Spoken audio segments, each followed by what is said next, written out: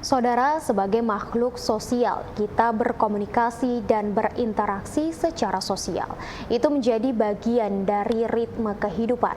Pelajaran interaksi sudah kita peroleh sejak kita masih kecil. Namun nyatanya di luar sana masih banyak anak yang kesulitan dalam melakukan aktivitas tersebut. Seperti anak-anak istimewa yang ada di Pusat Layanan Autis di Batam. Bagaimana aktivitas mereka dalam belajar hal tersebut? Mari kita simak laporan tim kami berikut ini dan juga sekaligus menjadi penutup perjumpaan kita pada hari ini. Saya Nuri Maulia dan kerabat kerja yang bertugas pamit undur diri. Tetap patuhi protokol kesehatan dengan melakukan 3M, menjaga jarak, mencuci tangan, dan menggunakan masker. Terima kasih atas kebersamaan Anda. Wassalamualaikum warahmatullahi wabarakatuh.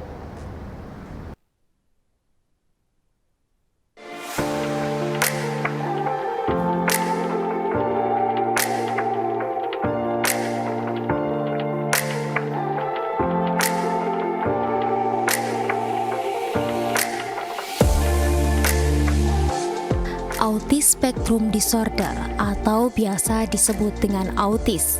Ini merupakan bentuk gejala pada sistem saraf yang mempengaruhi perkembangan saraf seseorang.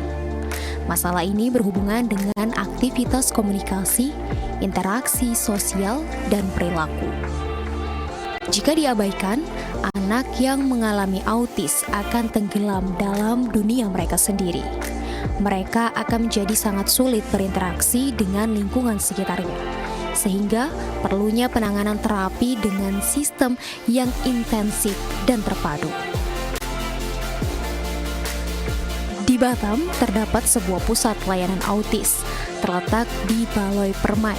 Pusat layanan ini buka dari Senin hingga Jumat mulai pukul 8 pagi hingga 12 siang.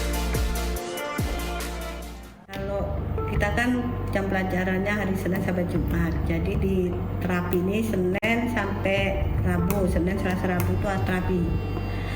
Kamis itu terapi kelompok, sama dengan transisi. Terapi kelompok itu orang tua wajib hadir.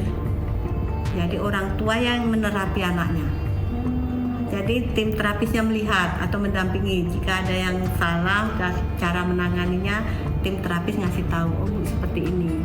Kenapa saya lakukan seperti itu? Karena orang tua wajib tahu apa yang dilakukan terapis di sini nanti di rumah diterapkan.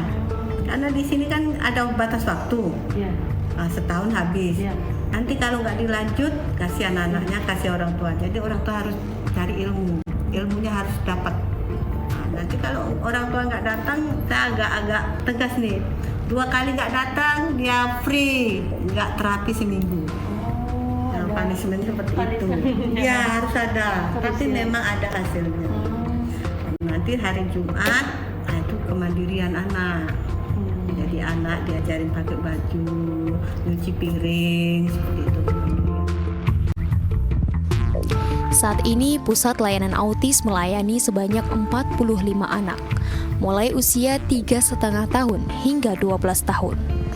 Pusat Layanan Autis di sini memiliki tujuan utama, yaitu agar anak yang telah mendapat pelayanan dapat bersekolah di sekolah inklusi dan dapat bersosialisasi layaknya mereka yang normal.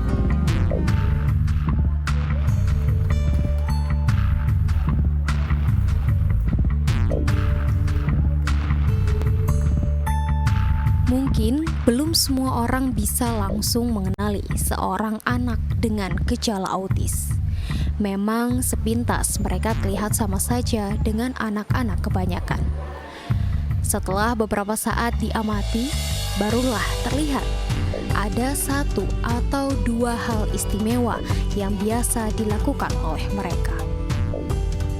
Makanya anak dengan gejala seperti itu biasa juga disebut sebagai anak-anak istimewa. Di sini, anak-anak istimewa berkebutuhan khusus memiliki peluang untuk sembuh dan menyesuaikan diri kembali dengan lingkungan mereka layaknya seperti anak pada umumnya.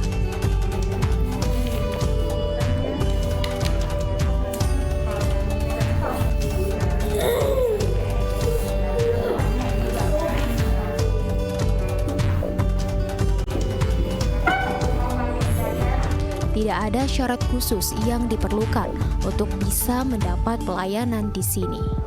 Namun, sebelum itu perlu dilakukan observasi oleh para tenaga ahli pada anak. Kekurangan di sini ada macam-macam, misalnya autis itu ada yang ADHD, ada yang ML, ada yang dia agak slow sikit gitu, ada yang tunadaksanya sikit tapi nggak pure ke sana, tapi tetap cenderungnya ke autis.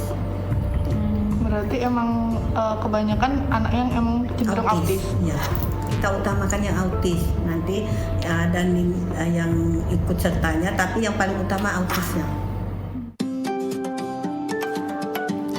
Untuk mengetahui anak mengalami autis atau tidak, terdapat 5 jenis observasi, yaitu sensor integrasi, behavioterapi, okupasi terapi, terapi wicara, dan layanan akademik.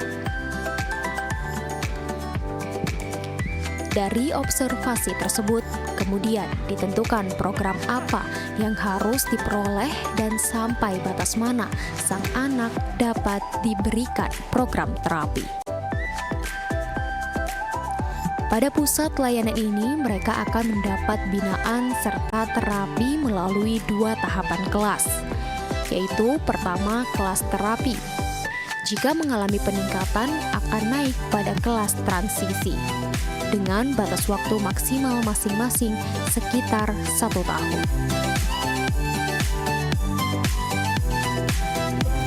Oh, tahapannya pertama tuh masuk ke terapi dulu kan. Di terapi nanti ada batas waktunya setahun misalnya atau 1,5 tahun. Tapi kalau sekarang 1 tahun. Nanti sebelum 1 tahun, oh dia udah ada kemajuan nih. Baru kita naik ke transisi tadi. Kalau yang terapi tadi kan 1 anak 1 guru, eksklusif kan, 1 ruangan kan, kecil itu. Nanti kalau ada perkembangan dievaluasi per 3 bulan. Nanti kalau hasil evaluasi itu bagus, baru dinaikin ke kelas transisi yang lebih sosialnya lebih banyak. Gurunya ada 3 atau 2, siswanya ada 5. Tapi dipantau terus. Nanti kalau memang ini turunin ke terapi lagi. Kelas transisi berisikan 3 pendidik dan 5 anak. Kelas ini merupakan kelas bagi anak-anak yang sudah melalui tahap terapi dan memiliki kondisi yang lebih baik sehingga siap untuk bersosialisasi. Sedangkan kelas terapi merupakan kelas dengan ruang kecil yang berisi 1 anak dan 1 terapis. Gunanya agar interaksi dan komunikasi yang terjalin saat di kelas terapi bisa menjadi lebih efektif.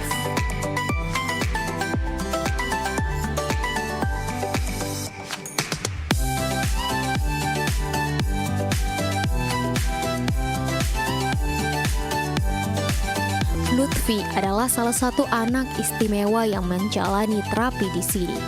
Saat ini ia menempati kelas terapi di pusat layanan autis. Lutfi merupakan seorang anak berkebutuhan khusus yang memiliki masalah dalam berkomunikasi serta daya ingat. Kami pergi ke dokter anak. Pertama kali kami kok anak ini nggak ada perkembangannya, ngomong belum gitu kan. Setelah kami itu ada menunjukkan pergi ke dokter anak, kami pergi ke dokter anak, ternyata anak ini diagnosa autis. Selama menjalani terapi di pusat layanan ini, Lutfi telah mengalami beberapa kemajuan. Di antaranya sudah dapat memegang pensil dan mampu melakukan berbagai perintah sederhana. Gigi. Mana gigi? Alhamdulillah udah, dulu kan dia belum pandai pegang pensil, sekarang udah bisa pegang pensil. Kayak disuruh perintah-perintah sederhana udah bisa melakukan gitu.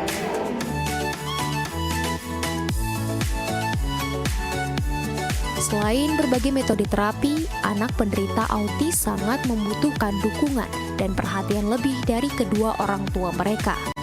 Juga memerlukan peran serta penerimaan dari lingkungan dan masyarakat untuk membantu mereka dalam berkomunikasi, berinteraksi sosial, serta berperilaku.